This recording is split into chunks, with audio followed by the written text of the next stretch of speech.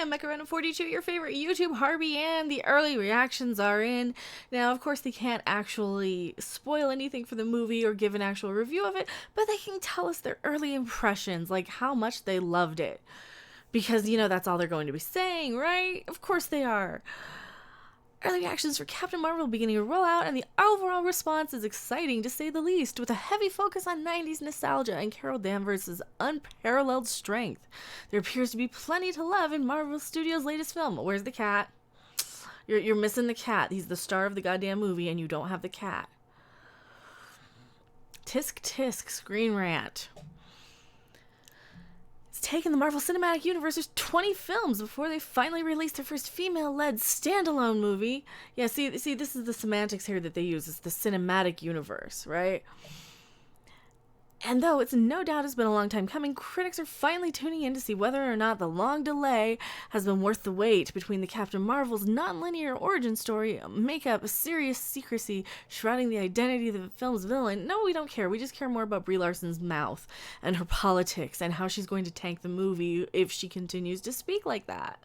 Like, seriously, the sexist, racist shit is really going to tank the movie if you continue this. Now, near the end of the MCU's Phase 3, Captain Marvel has finally arrived. Alright, the first reactions of Captain Marvel are here, and the overall response is positive. Of course it would be. Because they cherry-picked their select group of people to see this early. Why wouldn't you? Why wouldn't you? You know you have a certain demographic of person, or a certain type of person who's just going to love anything. Especially if you let them see it early. I mean, that's just psychology.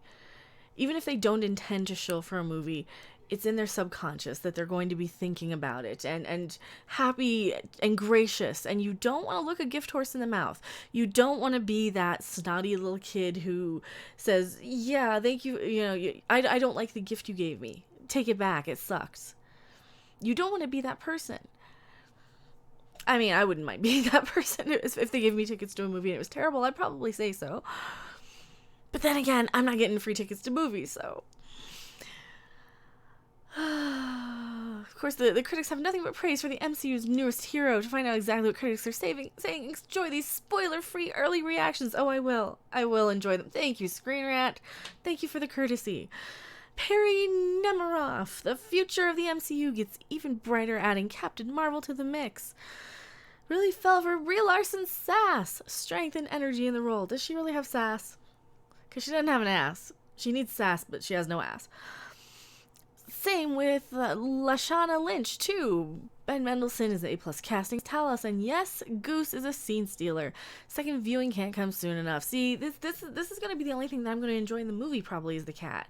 I'm a cat lady. Captain Marvel takes deep 90s breath. Totally awesome. Never related to a Marvel character quite like Carol. She's the stubborn, witty 90s kid. I like to think I am. Oh, she was the, she was... Okay, this is what's going to happen in the movie. She's basically going to be, what's her name? From Claire Danes from My So-Called Life, probably. Or like the, more edgy friend, what was her name? Rhiannon. I can't remember the name of the girl. From My So-Called Life in the 90s, or maybe a Daria type, or maybe, God, I hope she's not Daria. Seriously, Daria is so punchable. In the 90s, I was watching The Munsters and Nick at Night, obsessed with television from the 60s, obsessed with Star Trek. I was writing bad music on the guitar. I was kind of looking at the kids in the Nine Inch Nails shirts going, dude, you need to listen to the Warlock Pinchers. You need to listen to something a little bit more interesting. Not knocking, I was a hipster. I was a hipster before they were hipsters. So not knocking Nine Inch Nails. I still enjoy them to this day, but I was a little bit snootier then, a little bit snottier than I am now. No, that's not true. I'm still pretty snotty. The point is, I'm going to listen to I'm going to see all this 90s stuff, and I'm going to remember being that girl who listened to the Beck albums that no one had heard of. The One Foot in the Grave and Stereopathetic Soul Manure, or listening to The Dead Milkmen, or Ween, or Babes in Toyland, or typo negative. I was that weird kid in the 90s. Well, teenager. I was a teenager in the 90s. I'm an old person. This might ruin it for me, having too much stuff that I don't like. Captain Marvel's a blast. Has some cool surprises that I definitely didn't see coming, and her mystery origin, and the mystery/origin it weaves is engaging and fun. Brie Larson is awesome, and makes a fantastic first step into the MCU. Okay, I don't care. Eric Davis says, Captain Marvel has a great 90s sci-fi vibe, with a tone unlike any other Marvel movie. It's retro and trippy, mysterious and dorky. Dorky? I don't want to watch a dorky movie. I didn't like dorky movies in the 90s. This is going to be like independent. This is going to be cringe, isn't it? This is going to be like trying to go back and redo Independence Day, like the sequel. I heard that one wasn't very good. And in my mind, it's like the cringe of some of the 90s sci-fi. Oh no. Because some of it was really, really good. Don't get me wrong. But some of it was just cringe. And you guys know what I'm talking about. It's funny in surprising places, badass in the right places. And I clicked the thing and I shouldn't have. Remains entertaining because it was always changing. It's got the right stuff. Always changing. Okay, this sounds like it's a whole lot of a whole lot of mishmash of movies that are kind of tied together. Like it doesn't know what it wants to be. It doesn't know what tone it's taking.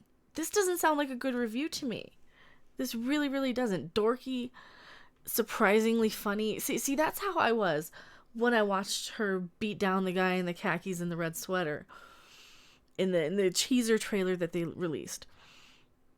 That was so stupid. It was hilarious. I wasn't laughing because it was funny. I was laughing because it was ridiculous. It's like seeing somebody running down the street with a dildo on their head. It's just funny.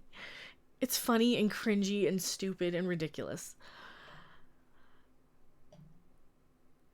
Fans of Captain Marvel comics are going to love this movie, plain and simple. So 2 people, nice. Well, Thanos is fucked. Is it because of the guy running around with a dildo strapped to his head? Or that, probably not. You probably don't mean literally. They wouldn't show that. These aren't R-rated movies, not yet anyway. Maybe in the Deadpool movies they'll do it. Unfortunately, some fans have been trolling Captain Marvel with negativity. Fuck you, suck a dick, Screen Rant. And regardless of how successful the film may not have turned out, some even gone as far as to post negative reviews on Rotten Tomatoes. How dare you have an opinion that isn't our opinion? How dare you horrible, naughty little trolls? You should be ashamed of yourself and not have an opinion about something based on the advertisement that they've given you. Seriously, this is one of the problems. We're having an opinion based on the advertisement that we're given. We're saying, this ad looks stupid, or I don't like how Brie Larson is running her mouth with her racism and sexism. That's putting me off to this movie.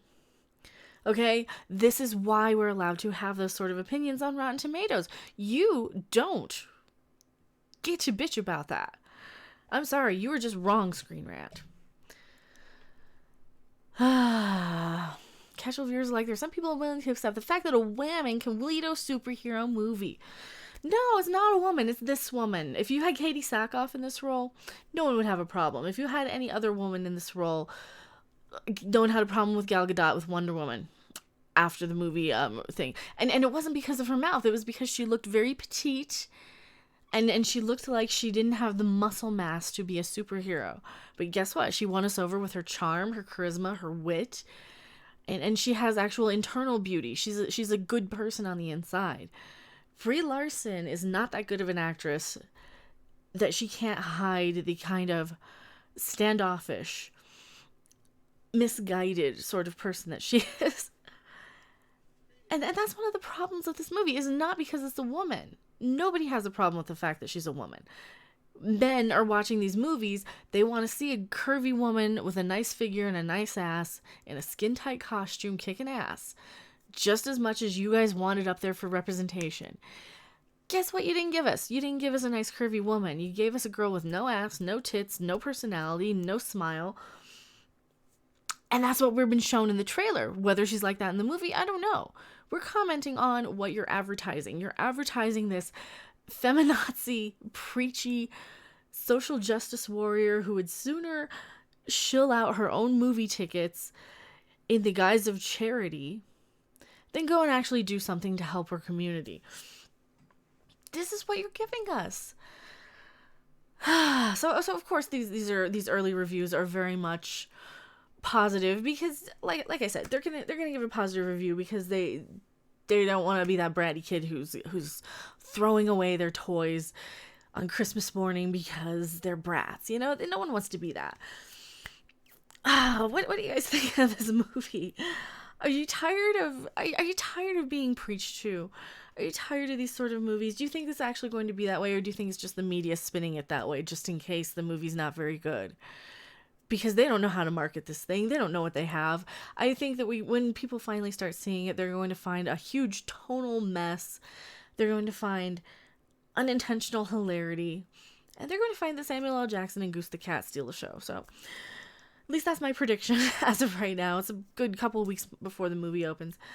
You can send angry letters, presents, anything for unboxings to MechaRandom42, PO Box 1566, Loveland, Colorado 80539. Thank you guys so much for watching. I will see you guys on the next video or live stream. Bye! Thanks for watching. If you liked it, make sure to hit that like button. And if you want to see more, don't forget to subscribe. See you in the next video. Bye!